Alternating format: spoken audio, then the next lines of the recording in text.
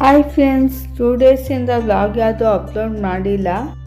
ನಂಗೆ ಸ್ವಲ್ಪ ಹುಷಾರಿರಲಿಲ್ಲ, ಹಾಗಾಗಿ ಗಂಟ್ಲು ಎಲ್ಲ ಕಟ್ಬಿಟ್ಟಿತ್ತು. ವೆದರ್ ಬೇರೆ ಚೇಂಜ್ ಆಗ್ತಿದೆಯಲ್ಲ.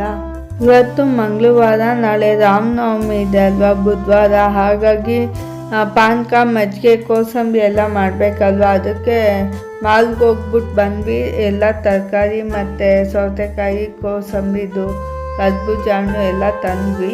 ಹಾಗೆ ಮಧ್ಯಾಹ್ನ ಏನೂ ಅಡುಗೆ ಮಾಡಿರಲಿಲ್ಲ. ಬೆಳಗ್ಗೆ ಚಪಾತಿ ಮಾಡಿದ್ದೆ ಅಷ್ಟೇ. ಅದಕ್ಕೆ ಮ್ಯಾಗಿ ಇತ್ತಲ್ಲ ಅಂದ್ಬಿಟ್ಟು ಮ್ಯಾಗಿ ಮಾಡ್ಕೊತಾ ಇದ್ದೀವಿ. ಯಾವತ್ತಾದ್ರೂ ಒಂದ್ಸಲ ತಿನ್ನಿ, ಬಟ್ ಡೈಲಿ ಮ್ಯಾಗಿ ತಿನ್ನಂಗಿಲ್ಲ. ನಾವು ಕೂಡ 3 months ಒನ್ಸ್ ಅಷ್ಟೇ ತಿನ್ನೋದು. ಫ್ಯಾಮಿಲಿ ಪ್ಯಾಕ್ ತಂದಿರ್ತೀವಲ್ಲ, ಹಾಗಾಗಿ. ಜೊತೆಗೆ ನಂದು ಹಳೆ ಸ್ಯಾರಿ ಇತ್ತು, ಕಾಟನ್ ಸ್ಯಾರಿ. ಅದರಲ್ಲಿ ಗೌನ್ ಸ್ಟಿಚ್ ಮಾಡಿದ್ದೀನಿ.